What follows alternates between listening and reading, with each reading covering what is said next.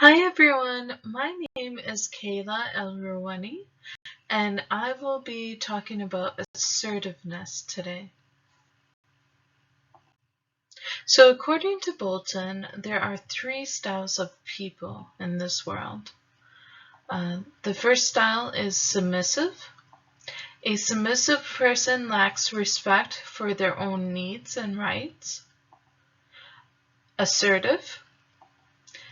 An assertive person maintains self-respect, can pursue happiness and satisfaction of needs, and defends the rights and personal space without abusing or dominating others.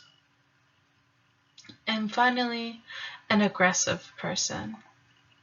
An aggressive person expresses needs, feelings, and ideas at the expense of others.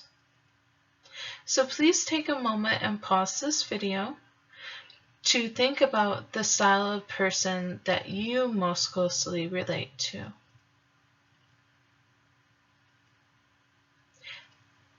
Thank you.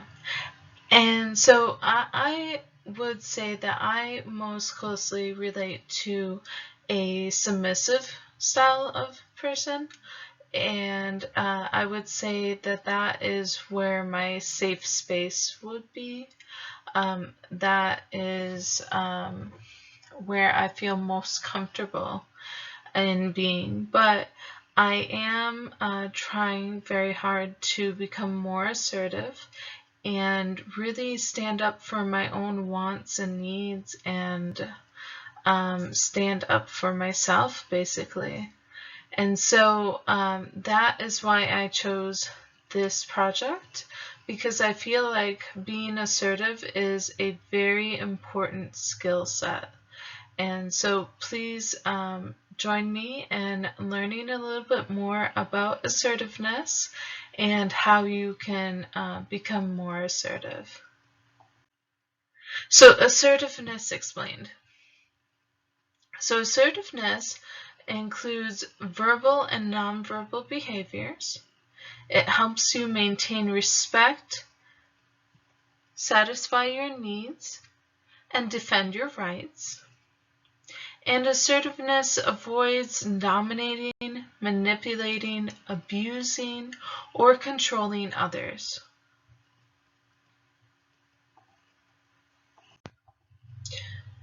What are some benefits of being assertive, you may ask? Well, studies show that assertive people like themselves more. And this could be because when you are assertive, you are getting your points and wants and needs across more effectively. You are able to let other people know what exactly you want or need, and that is making yourself feel more comfortable with yourself and more comfortable in your own skin. When you are assertive, it can foster more fulfilling relationships as well.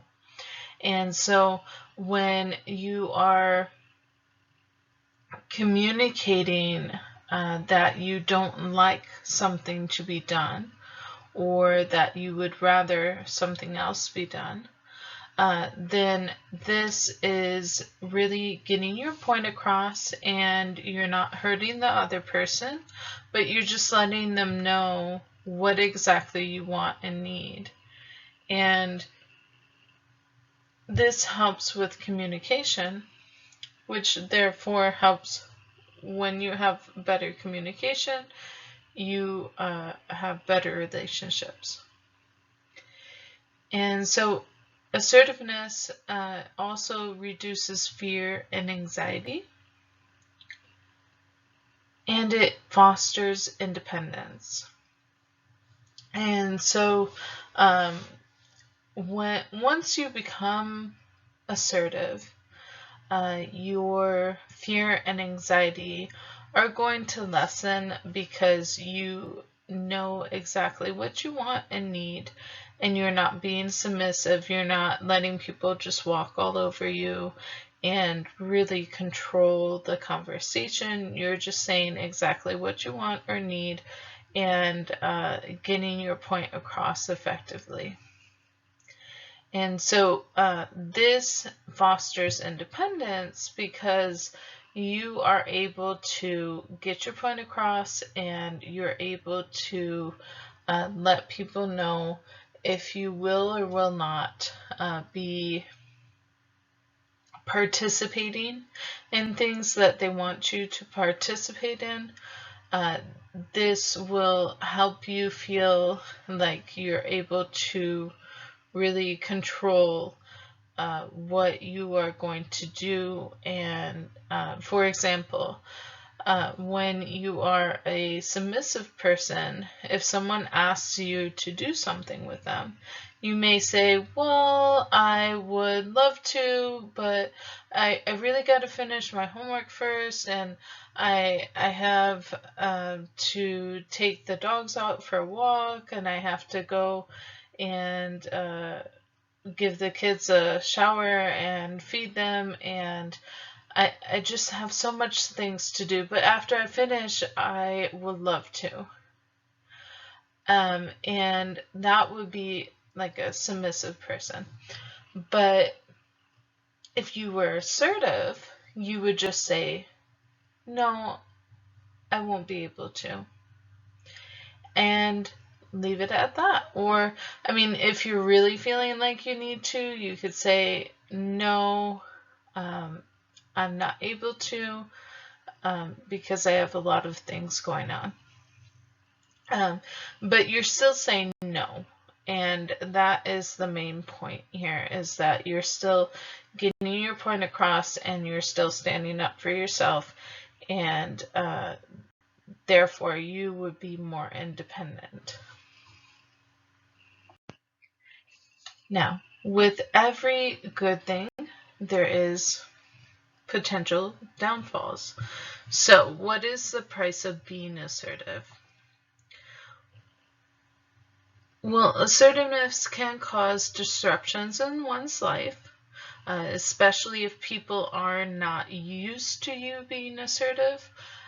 They can not like the new assertive you, and that can cause some disruptions. Being assertive can cause pain when you are being more authentic. Assertiveness requires a re-examination of values. So what that means is that when you are confronted with a decision that you need to make, for example, if I am asking you to go to a party with me tonight, but you know that you have a lot of homework and you have kids that you have to take care of, and you have a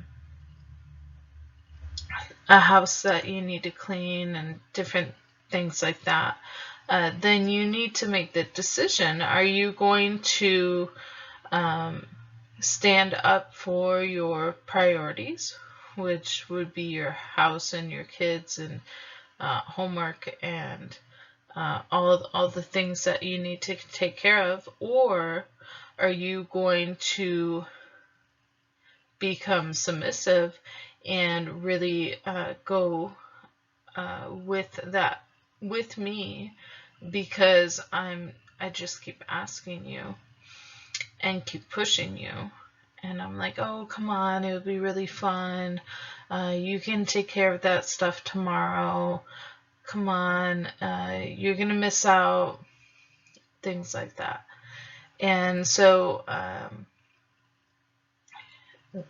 a re-examination of values, you have to make sure that you know what your priorities are, and you have to stand by those priorities when you are being assertive.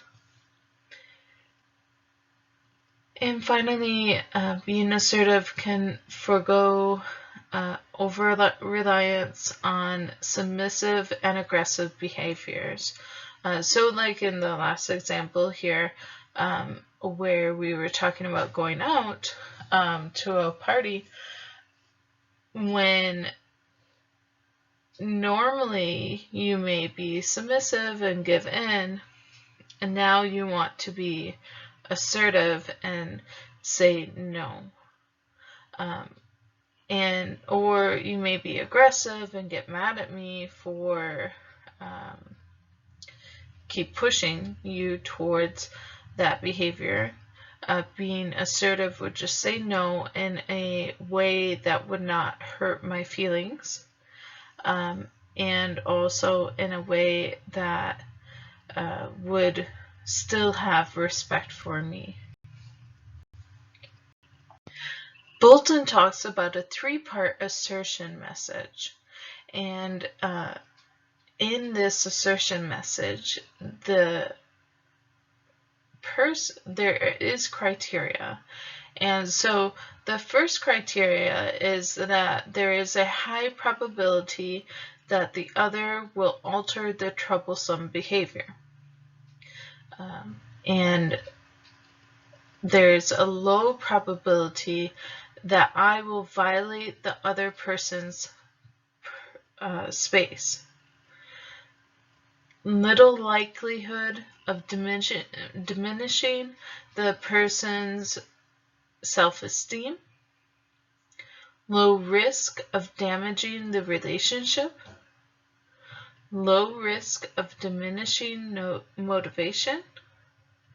And little likelihood that defensiveness will escalate to destructive levels. So how can we create a 3-part assertion message? First, you need to address the behavior. And so the behavior would be saying, when you, and then you state the behavior non-judgmentally. Now that is a key point there. You have to state it non-judgmentally. Okay. Secondly, we're going to add the feelings involved. And so I feel. You'll disclose your feelings after that. And finally, we'll involve the effects. Because. And you clarify the effect on your life. So let's take a look at an example. My daughter was playing around with her toys and everything, and she made a big mess in the bedroom. And then she went to go play with her other toys in another room, and she left that mess in the bedroom.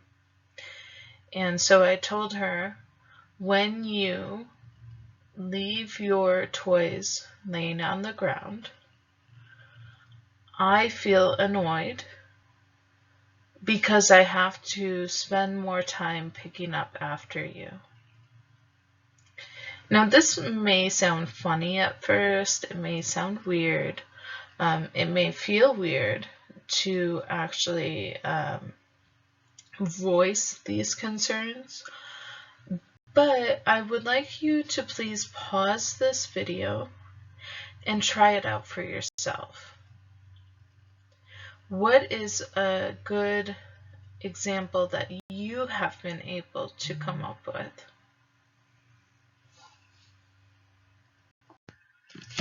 Okay, so I would like you to please take the time to pause this video and look at this slide and ask yourself, am I assertive? So what you'll do is you'll read the questions and keep track of how many times you answer yes. At the end, once you get down to the blue one, where I value my own experience and wisdom, after you finish that one, you will tally up your answers, and then you'll take a look at the chart. And it says, how many times did you answer yes? So if you answered more than 10 times, it will be the top one, and less than 10 times will be the bottom one. You don't have to share your answers there, but you're more than welcome to if you would like to. Thank you. Welcome back. I hope you enjoyed taking that little fun quiz to see if you are assertive. So what I would like you to do now, please, is I do have a few questions that I would like you to answer in the comments below. So what are your thoughts of the previous slide? Did you like it? Did you not like it? Why? What made you like it or not like it? What is the biggest roadblock stopping you from being more assertive?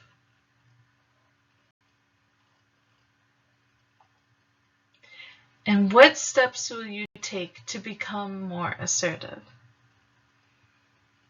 Thank you. Thank you so much for taking the time to write down your answers to those questions and really think about your experience with assertiveness and how you can become more assertive. Please let me know what you thought of my video and what tips that I could use to really improve on in the future. Here are my works cited as well. Thank you.